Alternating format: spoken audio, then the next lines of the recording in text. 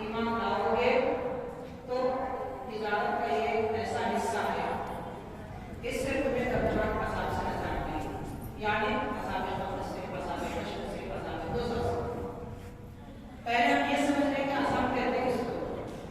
عام طور پر جب عذاب کو ذکر کیا جاتا ہے تو حاضرین یہ تصور ذہن میں آتا ہے کہ ہوا کا تیز چلنا جس سے بہت تباہ ہو جائے، پتھروں کا برسا دیا جائے، جس سے بستیاں ختم ہو جائے، زمین الٹ کی جائے، وغیرہ وغیرہ، یہ سب عذاب ہے۔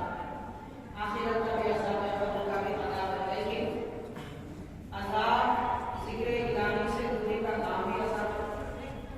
بندے کو اللہ کی یاد اور اس کے ذکر میں دل نہ لگے، یہ بھی ایک عذاب ہے۔ مسجد سے آدمی دور رہے، یہ بھی ایک عذاب ہے۔ تو ایک ایسی تجارت پروردگار بتا رہا ہے اور فرما رہا ہے کہ دردناک عذاب سے آخرت کا ہو یا دنیا کا، دونوں سے بھی تمہیں نجات ملے گی۔ ایمان لانا ہے سب سے پہلے اللہ تعالیٰ پر، اللہ کے رسول صلی اللہ علیہ وسلم۔ ایمان لانا کس کو کہتے ہیں؟ ارے ایمان کا اصل معنی ہے یقین کرنا۔ لفظ ایمان اس کا اصل معنی ہوتا ہے یقین کرنا، یہ دین اسلام ہے۔ لفظی معنی اس کا ہوتا ہے امن اور سلامتی میں داخل ہو جانا۔ جو مومن ہو جاتا ہے وہ اللہ تعالیٰ کی طرف سے سلامتی میں ہوتا ہے، آخرت کے عذاب سے، قبر کے عذاب سے۔ اس لیے ایمان لانے والے کو مومن کہتے ہیں، اور جو عمل کیا جاتا ہے ایمان کا اسے ایمان کہتے ہیں۔ اور ایمان کا اصل معنی یقین ہے۔ یقین جس کے دل میں ہو وہ نہیں، اور جس کے دل میں ایمان نہیں ہوتا وہ یقین نہیں رکھتا، جس کے دل میں یقین نہیں ہوتا وہ ایمان نہیں رکھتا۔ ایمان اور یقین دونوں ایک دوسرے کے لیے لازم و ملزوم۔ جیسے کہ آدمی جب پیٹ خالی ہو جاتا ہے تو بھوک لگنا لازم ہے، پیٹ بھرا ہوا ہو تو بھوک نہیں لگتی، اور معدہ بھرا ہوا ہو تو پیاس نہیں لگتی۔ یہ جیسے لازم و ملزوم ہے، اسی طرح ایمان اور یقین بھی لازم و ملزوم ہے۔ یقین کس بات کا؟ یقین اللہ تعالیٰ کی ذات کا، یقین نبی پاک صلی اللہ علیہ وسلم کے تشریف لانے کا، حضور کے نبی و رسول ہونے کا۔ یقین اسلام سچا دین ہے اس بات کا۔ یقین اس بات کا کہ قرآن پاک اور احادیث پاک میں جو تعلیم دی گئی ہے وہ سب کے سب صحیح ہے، اس میں کوئی شک نہیں، اس بات کا یقین۔ اب آپ سمجھ رہے ہوں گے کہ ہم سب کو ان باتوں پر یقین ہے۔ حاضرین، علماء یہ فرماتے ہیں جس کو اسلام کے تمام احکامات میں فرائض، واجب وغیرہ کے درجے میں ہوتے ہیں، اگر ان پر یقین ہے تو پھر ایسے ہی پرہیز کرے گا جیسے کہ ڈاکٹر اور طبیب کے مشورے میں پرہیز کرنا۔ مثال کے طور پر شوگر کے مریض سے اگر ڈاکٹر کہے آپ شکر نہیں کھائیں گے تو وہ آدمی بے شکر کے مر جائے گا مگر شکر نہیں کھائے گا، کیونکہ اسے ڈاکٹر کی بات پر یقین ہے کہ شکر کھانے سے بیماری بڑھ جاتی ہے، شوگر بڑھ جاتا ہے، لیول بڑھتا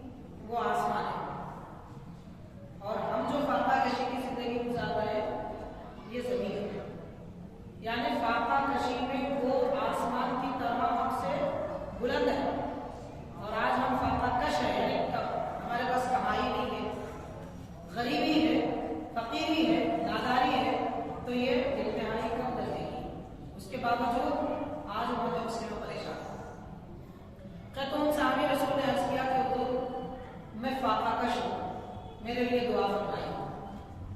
تو پیارے آقا صلی اللہ علیہ وسلم نے ان کے لیے دعا فرمائی، جو فرمانا تھا اس کا ذکر تو حدیث پاک میں نہیں ہے، لیکن حضور نے ایک نسخہ بتایا کہ فاقہ کشی کیسے دور ہوتی ہے۔ ارشاد فرمایا کہ تم نکاح کرو۔ تو وہ صحابی رسول نے عرض کیا کہ حضور میں اکیلا پریشان ہوں، اگر نکاح کروں گا تو میری اہلیہ کو کیا کھلاؤں گا، میرے ساتھ وہ بھی بھوکی رہ جائے گی۔ تو سرکار نے فرمایا کہ نکاح کرو۔ تو حضور کے فرمان پر وہ صحابی رسول نے نکاح کر لیا۔ پھر ان کی فاقہ کشی اور بڑھ گئی، غربت اور بڑھ گئی۔ پہلے ایک پریشان تھے، اب دو پریشان ہیں۔ اب حاضر نے عرض کی حضور میری فاقہ کشی بڑھ چکی ہے، میں پریشان ہوں۔ پیارے آقا نے فرمایا اللہ نے اجازت دی ہے اور ایک نکاح کا۔ تو انہوں نے دوسرا نکاح کیا، تیسرا نکاح کیا، 3 نکاح کے بعد بھی حاضر نے عرض کرنے لگے حضور کوئی فاقہ کشی دور نہیں ہوئی۔ تو سرکار نے فرمایا کہ تمہاری زندگی کا حال جھوٹا ہے، اللہ کا کلام سچا ہے، تم پھر نکاح کرو۔ تو انہوں نے اور ایک نکاح کیا، 4 نکاح کیے فاقہ کشی کی حالت میں۔ چند دنوں کے بعد حاضر ہوئے عرض کرنے لگے کہ حضور اب اتنا خوشحال ہوں کہ اکیلا تنہا نہیں، 4 اہلیہ کو خوب کھلا پلا سکتا ہوں اور آرام سے زندگی گزار سکتا ہوں۔ تو حاضرین واقعہ تو اپنی جگہ ہے۔ دراصل قرآن مجید میں آتا ہے، رب نے فرمایا کہ اے لوگوں تم اپنے بچے اور بچیوں کی، تم اپنے غلام اور باندیوں کے نکاح کرو، اگر وہ تندرست ہیں تو اللہ تعالیٰ انہیں مالدار بنائے گا۔ اب یہاں سے ہمارے مسلم معاشرے میں ایک بڑا مرض پایا جاتا ہے، بیماری کانٹے کی طرح ہے۔ وہ کیا ہے؟ ماں باپ کو فکر یہ رہتی ہے کہ میرا بچہ جب کچھ کمائی کر لے تب نکاح کروں گا۔ اس کو یہاں دکن کی زبان میں کہتے ہیں پاؤں پہ کھڑا ہو جائے تو نکاح کروں گا۔ ویسے بچہ 2 سال سے پہلے پاؤں پہ کھڑا ہو جاتا ہے، لیکن یہ کیسے بچے ہیں کہ 30 سال ہو گئے مگر ابھی تک پاؤں پہ کھڑے رہے۔ ماحول ایسا بنا دیا گیا ہے اور ہر ایک کے ذہن میں بس یہی بات ہے کہ پہلے کمائی کر لے پھر نکاح کر، اور اس کا نتیجہ کیا نکلتا ہے؟ بیچارہ ایک بیٹا اپنے ماں باپ کا، بہن کا ایک بھائی جب چلا جاتا ہے دوسرے ملک میں تو اپنی ساری کمائی اپنے بھائی بہن ماں باپ وغیرہ کے لیے خرچ کر دیتا ہے۔ آخر کار جب واپس آتا ہے تو اتنا پیسہ بھی اس کے پاس نہیں رہتا کہ خود شادی کر سکے۔ کیوں؟ اس لیے کہ ہمارے پاس جو شادیاں ہوتی ہیں وہ سادی نہیں ہوتی۔ بعض محققین نے کہا ہے نکاح کرو، شادی کرو، نقطے نکال کے کرو، تو اس پر ہمارا عمل نہیں ہے۔ اور حاضر میں ایک بات عرض کرتا ہوں، اسلامی طور پر اگر شادی کی جائے اس وقت بھی، اگر اسلامی طور پر شادی کی جائے تو اس وقت بھی 2000 روپے کافی ہے۔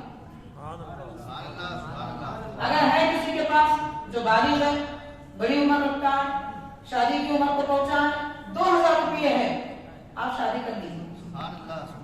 کیونکہ شادی میں بس 2 ہی کام کرنا ہے، ایک بیوی کا مہر دینا ہے 1500 روپے،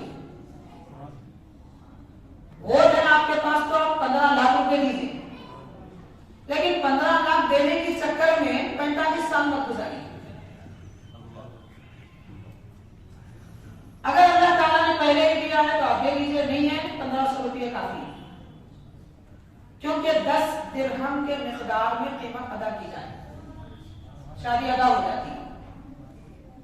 یا پھر آپ اگر قیمت بڑی ہوئی ہے تو آدھا ادھار رکھیے جس کو مؤجل کہتے ہیں، اور آدھی قیمت معجل جلدی سے دے دیجیے، باقی 500 روپے میں آپ مہمانوں کی خاطر تواضع کیجیے، کھجور تقسیم کیجیے، دودھ پلائیے۔ یہ صحابہ کرام کی سنت ہے۔ صحابہ کرام کے شادیوں میں کھجور دودھ تقسیم کیا جاتا تھا، یا کھجور یا دودھ، دونوں بھی بس 500 روپے میں سارے محفل میں جمع ہونے والوں کے لیے کافی۔ اور میں ایک بات عرض کروں گا، نکاح ہونے کے لیے کم از کم 2 آدمی کافی ہے، 2000 کی ضرورت نہیں ہے، 5,000 की जरूरत नहीं। जब शादी इस्लामी तरीके से शादी की जाए ऐन सुन्नत नबवी के मुताबिक, आजकल लोग कहते हैं सुन्नत नबवी के मुताबिक हम शादी कर रहे हैं, मस्जिद में कर रहे हैं। क्या सिर्फ मस्जिद में शादी करना सुन्नत नबवी? फिर मस्जिद में फोटो लेना, सेल्फी लेना, ये कौन सी सुन्नत है? और फूल का हार पहन के मस्जिद के फर्श को कचरा दान बना देना, ये कौन सी सुन्नत है? और फिर खुद उठा के ले जाना, मौजूद साहब को बोलना आप उठाओ, ये तो जुल्म है कि आप कचरा डालेंगे मस्जिद में और मौजूद साहब उठाएंगे। ये कौन सी तमीज की बात है? हाज़रीन, दुनिया के कामों में हम बाल की खाल निकालते हैं, लेकिन दीनी मामलात में फुसफुसे लग जाते हैं।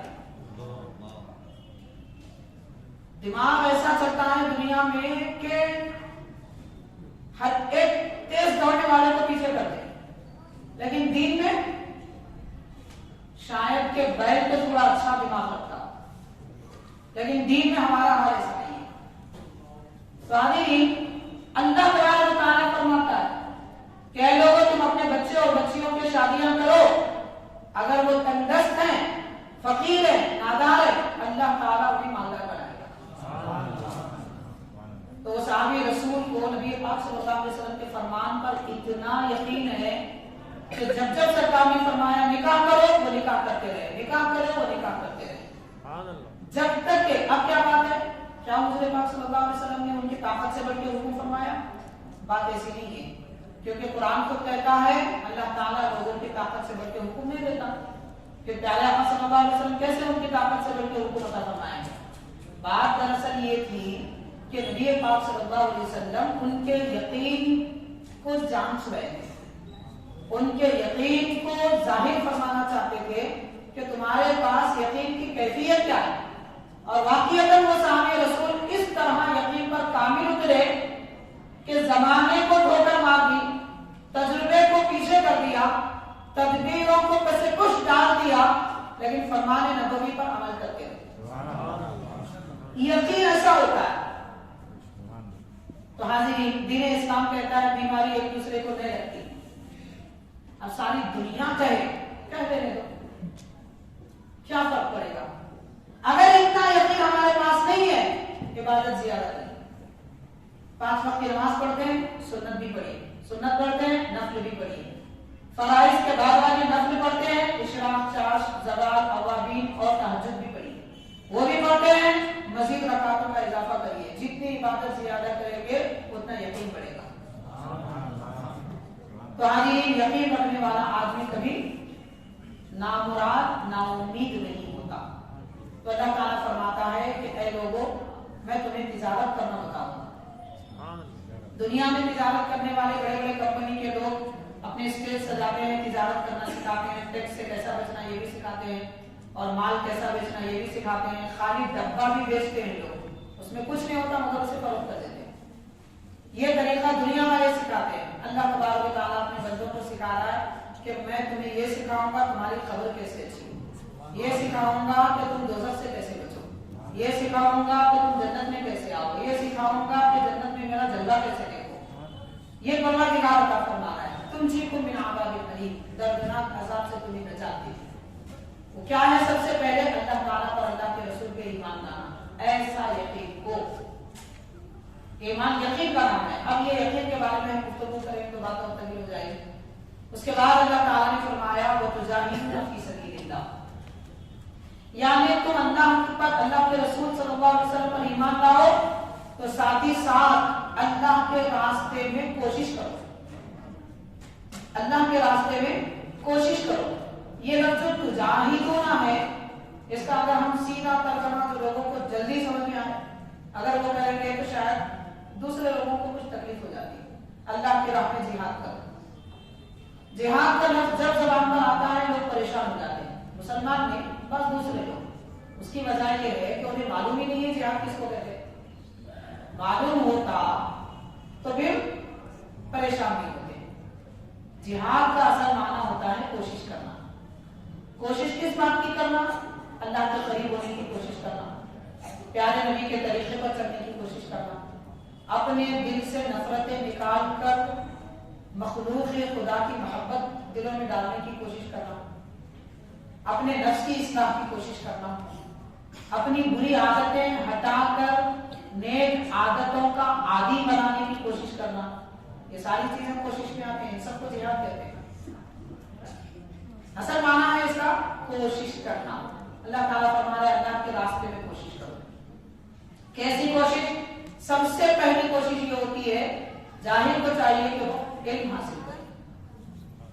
ये सबसे अहम कोशिश है। हाज़िरीन देखिए हमारा दीन इल्म की कैसी तालीम देता है। बच्चा जब पैदा होता है और दुनिया में आता है, सबसे पहले उसके कान में अज़ान दी जाती है, उसे इल्म दिया जाता है कि तू खुद नहीं आया, तेरे रब ने जो अल्लाह अकबर है उसने तुझे पैदा किया है। पैदा होते ही इस्लाम में इल्म दिया जाता है। अब आप ये मत समझिए कि बच्चे को क्या मालूम, उसको तो समझ है ना, आपको अकल है। तो हाज़िरीन मुहक्किकीन कहते हैं 7 साल की उम्र रखने वाले से ज्यादा समझ पैदा हुए बच्चे में रहती है। पैदा हुए बच्चे में रहती है। अगर चाहिए वो सुनता नहीं है, देखता नहीं है, आंखों की रोशनी, आंखें ठहरने के लिए 3 से 4 महीने लगते हैं। फिर क्या करता है? महसूस करता है। इंसान के अंदर एक हिस्स होती है जो हमारी सर्दी गर्मी वगैरह को महसूस करती है। ये हिस्स होती है और यही हिस्स है जो उसे अपने माँ की शनाख्त देती है। यानी माँ को महसूस करता है क्योंकि वो 9 महीने अपने माँ के पेट में रह चुका है।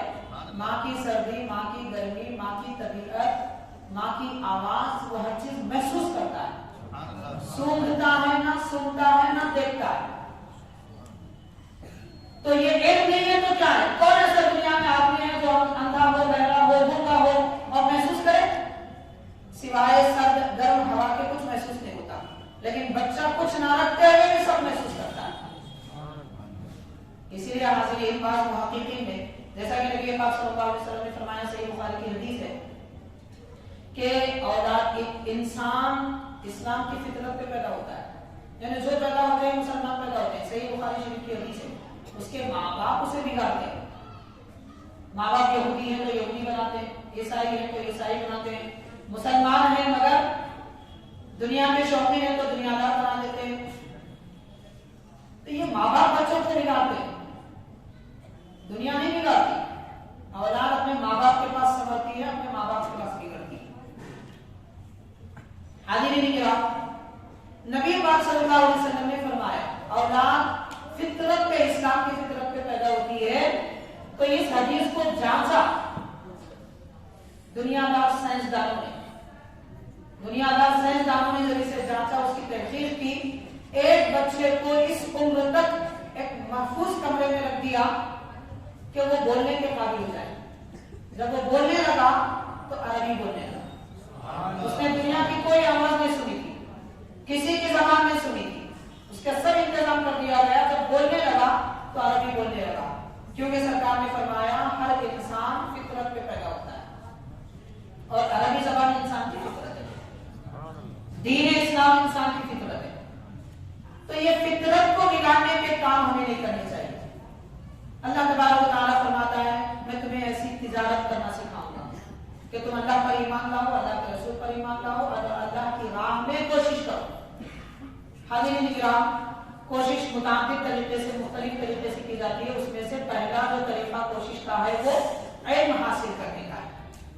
हदीस पाक में आता है, नबी पाक सल्लल्लाहु अलैहि वसल्लम ने इरशाद फरमाया, जब कोई शख्स, सरकार ने ये नहीं फरमाया बच्चा, इल्म की बात आती है तो लोगों के ज़हन फौरन जाते हैं छोटा बच्चा। अरबी का मुहावरा है अल इल्मु मिनल महदी इलल लहदी, यानी इल्म झूले से लेके कब्र तक है। उसको आसान अंदाज में बोलते हैं कि इल्म झूले से डोले तक सीख सकते हैं। ये पूरा वक्त है। हजरत सादिक शिराज़ी रहमतुल्लाह 40 साल की उम्र होने के बाद में आपने तौबा की। आप एक महबूबा की मोहब्बत में मंदिर में रहते थे, लेकिन अल्लाह ताला ने दिल बदल दिया। हाज़िरीन, हमारे दिल अल्लाह तबारक व तआला के दस्तक कुदरत में, दिल यहाँ है मगर अल्लाह के दस्तक कुदरत में है।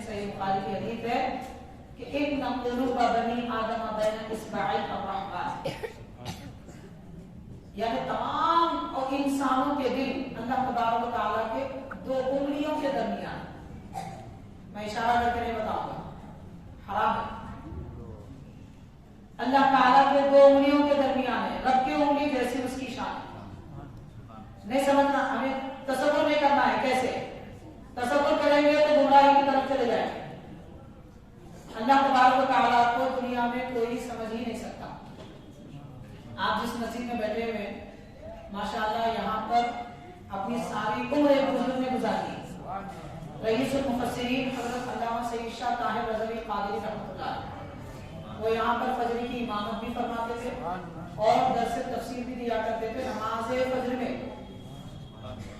तो हजरत ये फरमाया करते थे अक्सर, अल्लाह तबारक व तआला के जानने पहचानने वाला के मुताबिक फरमाया कि एक शायर ने कहा, शायद वो सही फिक्र वाला ने कहा, उसने कहा तेरे छुपने से पड़े दैर हरम के झगड़े। शायर कह रहा है अल्लाह के दरबार में अपनी मुनाजात पेश कर रहा है, तेरे छुपने से पड़े दैर हरम के झगड़े, तू अगर पर्दा उठा दे तू ही तू हो जाए। शेर तो बहुत अच्छा, लेकिन दूसरा जो शायर था वो सच्चा मुसलमान सही वो अकीदा था। उसने कहा यही बेहतर है कि पर्दे में वो रूपोश रहे, यही बेहतर है कि पर्दे में वो रूपोश रहे, वो अगर पर्दा उठा दे तो किसी होश रहे। मूसा अलैहिस्सलाम जैसी शख्सियत बेहोश हो गई, अब हमारा क्या वजूद है। बात हजरत मूसा अलैहिस्सलाम की आ रही है तो फिर इससे मुनासबत से यही अर्ज करूंगा, फिर इल्म की उस हदीस के पास आऊंगा जो अभी आपको मैंने नहीं सुनाई। तो हाज़रीन, हजरत मूसा अलैहिस्सलाम को कलीमुल्लाह कहते हैं। कलीमुल्लाह इसलिए कहते हैं कि आप अल्लाह ताला का कलाम रास्त सुनते थे। वैसे हर नबी अल्लाह का कलाम सुनते हैं, लेकिन हर नबी ने अल्लाह को नहीं देखा सिवाय हमारे आका रहमतुल्लाह अलैहि सल्लल्लाहु अलैहि वसल्लम के। किसी नबी ने अल्लाह ताला को नहीं देखा। जब नबी नहीं देखे तो दूसरे से तो मुमकिन ही नहीं है। इमाम अहमद बिन हंबल रहमतुल्लाह अलैहि ने तो फरमाया, अगर कोई ये कहे कि मैं जागने की हालत में रब को देखा है तो उसकी गर्दन मार दो, वो बेदीन है, मुसलमान है ही नहीं। अल्लाह ताला को कोई देख नहीं सकता, अल्लाह ताला को कोई जान नहीं सकता, अल्लाह ताला को कोई पहचान नहीं सकता। लेकिन उसके बावजूद सारी कायनात से बढ़कर बंदा रब को ही पहचानता है, सारी दुनिया से बढ़कर बंदा रब को ही जानता है, उसके बावजूद कुछ नहीं जानता। ये उसकी शान है। हज़रत मूसा अलैहिस्सलाम रास्त अल्लाह का कलाम सुनते थे, अल्लाह का कलाम रास्त सुनते थे। हर नबी रास्त सुनते थे, लेकिन फर्क क्या है। एक बड़े सूफी बुजुर्ग गुजरे, करीब 550 साल करीब के बुजुर्ग है, मिस्र में रहते थे, हजरत अब्दुल अजीज जब्बार रहमतुल्लाह। वो सूफी बुजुर्ग है जो देखते हैं वो बोलते हैं, जबान से नहीं कहते, पढ़ी हुई बात कह देते हैं, लेकिन हर पढ़ी हुई बात पर जो मुशाहदा होता है वो कहते हैं। आपकी किताब अल-इब्रीस, अल-इब्रीस रेशम किताब का नाम है आपका। तो आप उसमें फरमाते हैं कि अल्लाह तबारक व तआला ने हजरत मूसा अलैहिस्सलाम को सुनने की ऐसी ताकत अता फरमाई। एक मिसाल देते हैं, फरमाते हैं कि मान लो कि अगर किसी को अल्लाह तबारक व तआला ने 10,000 कान अता फरमाए, 10,000 कान अगर किसी को अल्लाह ताला ने अता फरमाए, हजरत मूसा अलैहिस्सलाम अल्लाह का कलाम उन 10,000 कानों की कुव्वत से सुनते हैं, और वो भी हिजाब में। हिजाब में मतलब कलाम नफ्सी नहीं सुनते, कलाम लफ्जी सुनते। ये किसको कहते हैं? मिसाल देकर बताऊंगा। वो मिसाल भी हजरत शेखुल इस्लाम बानी जान रहमतुल्लाह अलैह की है। मैं शायद मौजूद से हट रहा हूँ, लेकिन बात अच्छी नजर आ रही है तो अर्ज करूंगा। तो हाजी हजरत बानी जान रहमतुल्लाह अलैह फरमाते हैं कि कुरान मजीद जो कैसेट में रिकॉर्ड हुआ है, उस कैसेट के कवर को हाथ लगाना बेवजू जायज है, लेकिन कवर के अंदर जो केस होता है उसको बेवजू हाथ लगाना जायज नहीं है। ये मसला हजरत 150 साल पहले लिख रहे, 150 साल पहले हजरत ये मसला लिख रहे अपनी किताब में। और ये कैसेट में जो रील होती है उसको भी बेवजू हाथ लगाना जायज नहीं है। क्यों? इसलिए कि उसमें जो कलाम है वो कलाम लफ्जी। कलाम लफ्जी का मतलब अल्लाह तबारक व तआला ने जो फरमाया वो कलाम नफ्सी है, उसे कोई सुन नहीं सकता, उसे कोई अदा नहीं कर सकता। सिर्फ अंबिया किराम अल्लाह का कलाम सुनते, नबी सुनकर जो कलाम अपनी जबान में कहते हैं वो कलाम लफ्जी होता है। जो कलाम लिखा जाता है वो कलाम लफ्जी होता है। तो अल्लाह के लफ्जी कलाम को भी, कलाम लफ्जी को भी बेवजू हाथ लगाना जायज नहीं है। हजरत मूसा अलैहिस्सलाम 10,000 कानों की ताकत से जो कलाम रखकर सुनते थे वो कलाम लफ्जी था, कलाम नफ्सी नहीं था। तो ऐसी कुव्वत के सामने आप अल्लाह का कलाम सुनते थे, इसलिए आपको कलीमुल्लाह कहते थे। हर नबी 10,000 कानों की कुव्वत से नहीं सुनते थे। ये सिर्फ हजरत मूसा अलैहिस्सलाम की खासियत है, जो अल्लाह का कलाम 10,000 कानों की कुव्वत से सुनते हैं। तो हाज़िरीन किराम, बहरहाल मैं अर्ज ये करना चाहता हूं, अल्लाह तबारक तआला की जैसी शान है वैसी उसकी शान है। हम अल्लाह ताला की हकीकत को जान नहीं सकते, समझ नहीं सकते। तेरे छुपने से पड़े गैरो हरम के झगड़े, तू अगर पर्दा उठा दे तो ही दूर हो जाए, होगा अपनी जगह दुरुस्त, मगर उससे ज्यादा बेहतर कलाम ये है, यही बेहतर है कि पर्दे में वो रूपोश रहे, वो अगर पर्दा उठा दे तो किसी पोश रहे। अल्लाह ताला की मारिफत, अल्लाह ताला की पहचान इल्म से मिलती है, इल्म दीन से मिलती है। आसमान के इल्म से नहीं मिलती, चांद के इल्म से नहीं मिलती, सूरज के इल्म से नहीं मिलती, जमीन के इल्म से नहीं मिलती, जोग्राफिया के इल्म से नहीं मिलती, बल्कि नबी के दिए हुए इल्म से मिलती है। और प्यारे आका सल्लल्लाहु अलैहि वसल्लम का इल्म क्या है? कुरान मजीद, हदीस शरीफा। ये है अल्लाह के नबी का इल्म कुरान और हदीस पाक में। तो हाज़िरीन किराम, ये इल्म सीखेंगे तुजाहिदून फी सबीलिल्लाह। रब ताला फरमा रहा है, अगर तुम तिजारत करना चाहते हो, अल्लाह फरमा रहा है कि मैं तुम्हें तिजारत का तरीका बताऊंगा। अल्लाह ताला पर, अल्लाह के रसूल पर ईमान लाओ और अल्लाह की राह में कोशिश करो। कैसे? जैसे कि एक दुनियादार आदमी अगर कहे तो क्या कहेगा? ऐ लोगों, अगर आप तिजारत करना चाहते हैं, सबसे पहले इन्वेस्टमेंट, सरमाया। क्या सरमाया है तुम्हारे पास?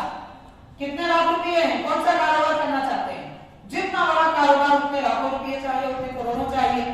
अल्लाह ताला फरमा रहा है, तुम्हारा ईमान जितना तुम उतने बड़े ताजिर, जितना तुम्हारा ईमान मजबूत तुम उतने बड़े ताजिर। और तुम्हारी तिजारत के बाद कोशिश होनी चाहिए। ऐसा तो नहीं होगा कि कोई आदमी दुकान तो खोल ले लेकिन खुद दुकान पे ना बैठे, कारोबार तो नहीं चलेगा। ईमान लाए हैं तो कोशिश भी करना है। वतुजाहिदून फी सबीलिल्लाह, कैसे? बिअमवालिकुम व अनफुसिकुम, कि तुम अपना माल भी राह खुदा में लगा दो, तुम अपनी जान भी राह खुदा में लगा दो। ये दोनों चीजें जब तक के राह खुदाबंदी में नहीं लगाएंगे, सही तिजारत कर नहीं पाओगे। और ये वो तिजारत है जिससे आखिरत बनती है। हाज़िरीन, हज़रत गौसे पाक रज़ियल्लाहु ताला अन्हु ने एक बड़े बुजुर्ग का कौल नकल फरमाया है। इरशाद फरमाते हैं, मैंने ऐसे तलबगार को नहीं देखा जो बड़ा काफिर, और मैंने ऐसे बचने वाले को नहीं देखा जो सोया हुआ है। यानी अगर आपको 10,000 रुपए की जरूरत है तो आप कोशिश करेंगे, दौड़ेंगे, भागेंगे। और अगर आप किसी मुसीबत से बचना चाहते हैं तो उससे दूर भागेंगे। चाहते हैं किसी चीज को तो करीब जाएंगे, बचना चाहते हैं तो दूर भागेंगे। वो बुजुर्ग फरमाते हैं कि एक ऐसा तलबगार दुनिया में है जो जन्नत तो तलब करता है मगर जन्नत के करीब ले जाने वाले रास्ते पे आता ही नहीं, और दोज़ख से तो बचना चाहता है मगर दोज़ख से बचने के लिए भागता ही नहीं है। ऐसे तलबगार गाफिल और ऐसे दौड़ने वाले बचने वाले को मैंने नहीं देखा। वो कौन है? जन्नत का तलबगार, दोज़ख से बचने वाला। ये आज मुस्लिम मुआशरे का हाल वैसा ही है। मेरा हाज़िरीन किराम, ایمان والوں کو چاہیے کہ وہ اپنے ایمان کی حفاظت کریں. اب میں عرض کرنا چاہوں گا اصل موضوع ہمارے عاطف صاحب نے بتایا تھا کہ بے دینی سے کیا نقصان ہوتا ہے. بے دینی ہمارے دین سے دور ہو جائے تو کیا نقصان ہوتا ہے.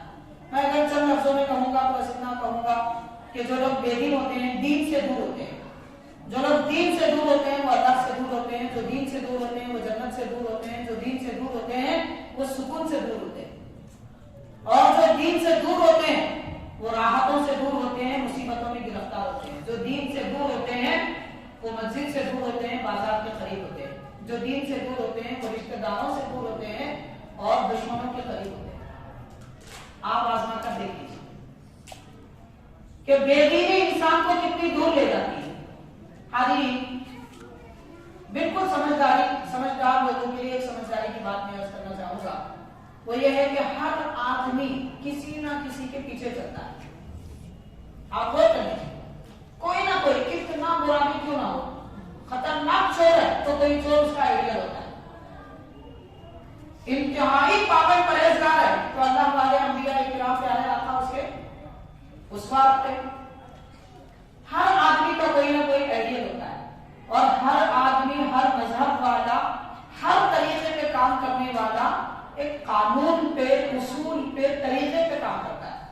ایک راستہ ہوتا ہے جس پہ وہ چلتا ہے. حاضرین, نبی پاک صلی اللہ علیہ وسلم سے بہتر کوئی اور راستہ نہیں. وہ راستہ جو حضور نے بتایا وہ سب سے اچھا ہے. وہ نمونہ جو حضور نے عطا فرمایا اپنی پاک زندگی کا وہ سب سے اچھا ہے.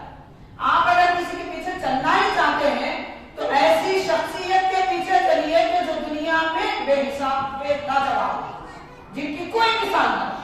کون ہے دنیا میں ایسا جس میں کوئی عیب نہ ہو؟ دنیا میں کون ایسا ہے جس کی زندگی میں کوئی دھبا نہ ہو؟ دنیا میں کون ایسی شخصیت ہے میدان محشر جن کے لیے سجایا جائے گا؟ وہ ہمارے آقا صلی اللہ علیہ وسلم کے سوا کون ہے؟ جب آپ پیروی کرنا ہی چاہتے ہیں کسی کی تو کیوں کسی جھوٹے کی پیروی کرو گے؟ کیوں کسی دغا باز کی پیروی کرو گے؟ کیوں کسی دنیا دار کی پیروی کرو گے؟ کیوں کسی ایکٹر کی پیروی کرو گے؟ اطاعت اگر کرنا ہی ہے تو سچے رسول کی پیروی کیجیے کہ جن کے طریقے پر چلنے سے اللہ بھی ملتا ہے, جنت بھی ملتی ہے, نجات بھی ملتی ہے. جب چل ہی رہے ہیں تو سیدھے راستے پر کیوں نہیں چلتے؟ دیکھیے آخر ہر آدمی کھاتا ہے, کھانے سے کوئی بری نہیں ہے, لیکن کھانے کا طریقہ وہ ہو جو پیارے نبی نے سکھایا. دنیا بھی سمجھے گی, آخرت بھی کرے. ایک مثال دوں گا میں اس کے متعلق. نبی پاک صلی اللہ علیہ وسلم نے ارشاد فرمایا کہ لوگ جب کھائیں, کھانا جب ان کے برتن کا ختم ہو جائے تو برتن صاف کریں. اور ایک حدیث پاک میں آتا ہے کہ اگر کوئی برتن صاف کرے اور اسے دھو کر وہ ذرات کا پانی بھی پی لے تو آسمان کے فرشتے اس کے لیے دعائیں مغفرت کرتے ہیں. اور نبی پاک صلی اللہ علیہ وسلم کھانے کے بعد میں, تناول فرمانے کے بعد میں انگلیاں چوستے. اب ہمیں تو اس کی ضرورت نہیں ہے کیونکہ ہم چمچوں سے کھاتے ہیں. چمچے تو نہیں چوسیں گے لوگ, اور چوسنے کا کوئی فائدہ نہیں ہے. جو ہاتھ سے کھاتے ہیں واقعات کو پیارے آقا کی یہ سنت ادا کر سکیں گے. میرا ناظرین کرام, نبی پاک صلی اللہ علیہ وسلم انگلیاں چوستے تھے. محققین یہ لکھتے ہیں, بعض مسلم طبیب ڈاکٹر غیر مسلم محققین کے اخبار نقل کرتے ہیں. وہ نقل کرتے ہیں کہ ایک بڑا ڈاکٹر تھا, سائنسدان تھا, ایک مسلمان کو کھاتے دیکھ رہا تھا. کھانے کے بعد میں جب وہ انگلیاں چوسنا چاہے تو یہ شخص فوراً گیا اور انگلیاں خود چوس لیا اور کہنے لگا کہ اتنی دیر آپ کی انگلی جو کھانے میں تھے تو کھانے میں جو غذائیت ہوتی ہے وہ پورے دانوں میں نہیں تھی, یہاں ہے. ہضم کرنے کا مادہ آج ہمارے پاس لوگ اتنا کھاتے ہیں کہ کھانے کے بعد کولڈ ڈرنک پیتے ہیں. یہ کوئی سمجھداری کی بات ہے کہ اتنا کھاتے کیوں بھائی کہ ہضم کرنے کی ضرورت پڑے؟ سرکار نے طریقہ عطا فرمایا کہ پیٹ ابھی آپ کا کھانا چاہے تبھی ختم کر دو. دل چاہے, پیٹ کہہ رہا ہے کہ ابھی کھاؤں گا, ختم کر دو, اسے مت کھلاؤ. یعنی بھوک باقی رہے, ختم کر دیا جائے. تو یہ جو ہضم کرنے کا مادہ ہوتا ہے وہ کھائے کے دانے اور روٹی کے ٹکڑوں میں نہیں, کھانے کے بعد میں اس کے جو ریزے یا پھر اس کا جو لکوڈ جو انگلیوں کو لگا ہوا ہوتا ہے اس میں ہضم کرنے کا مادہ ہوتا ہے. اس لیے 1400 سال پہلے پیارے آقا نے فرمایا انگلیاں چوس لیا کرو, برتن چوس لیا کرو, صاف کیا کرو. بلکہ ایک حدیث پاک میں آتا ہے وہ برتن اللہ کے دربار میں عرض کرتا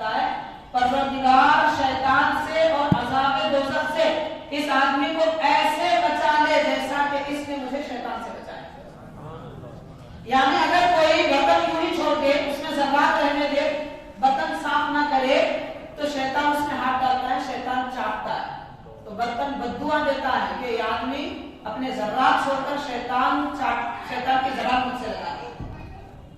अगर साफ करता है तो वो भी दुआ देता है। अब आप समझ रहे हैं कि बर्तन कैसे दुआ देता है साफ।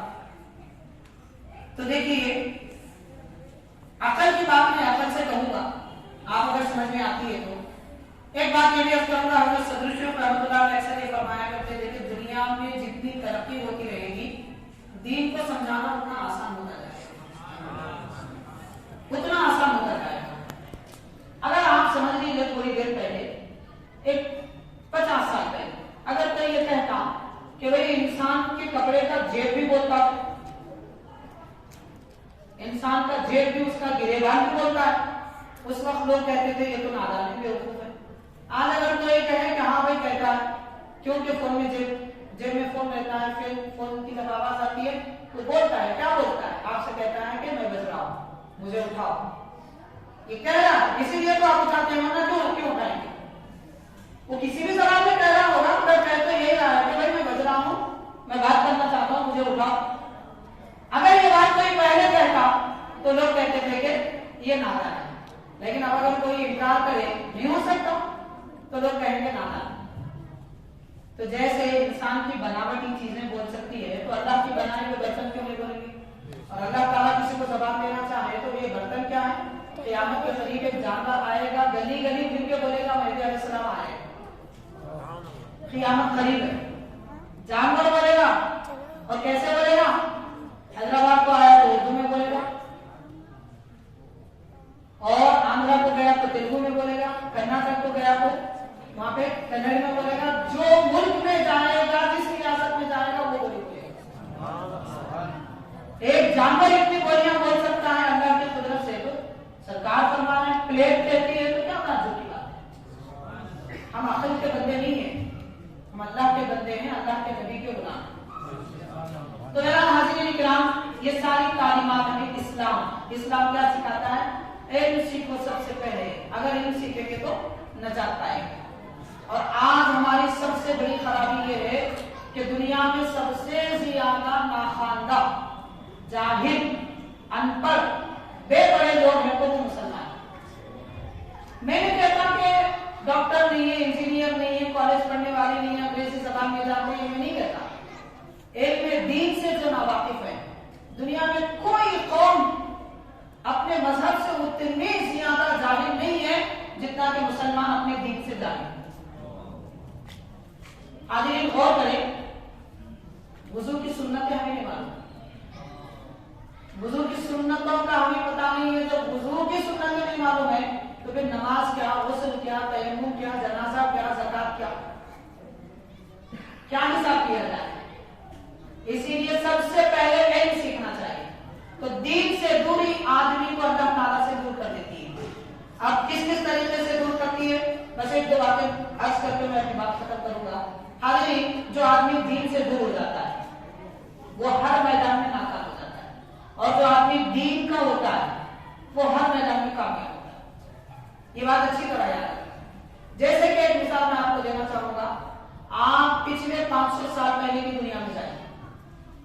दुनिया में जितने बड़े डॉक्टर, तबीब, साइंसदान गुजरे हैं, सबके सब 90% मुसलमान और उलमा गुजरे, मुसलमान और उलमा गुजरे। जितने साइंसदान थे, जितने तबीब थे, आपको यकीन नहीं आता तो चलो मैं हैदराबाद की बात आपको बता दूंगा। ममलकत आसिफिया में, सल्तनत आसिफिया में 5 साल में एक मरतबा एक रिसाला छपता था, उसका नाम था मजल्ला हकीम। 5 साल में एक मरतबा चलता था, उसके 5 रिसाले छपे, 5 रिसाले छपे हैं। उसमें जितने हकीम हैं सब उलमा हैं, सब उलमा हैं। उसमें शेखुल इस्लाम रहमतुल्लाह अलैह के तकरीबन 100 हिस्से के मिकदार में, यानी 25% तो शेखुल इस्लाम के शागिर्द हैं, उलमा भी हैं, तबीब भी, डॉक्टर भी। और कैसे डॉक्टर? ऐसे डॉक्टर के दुनिया के बड़े बड़े डॉक्टर आजिज जिन बीमारियों से आ गए थे, इन्होंने उसके नुस्खे दिए और शिफा दी। वो एक एक तबीब के वो नुस्खे भी उसमें लिखे हुए। हमारे शेखुल इस्लाम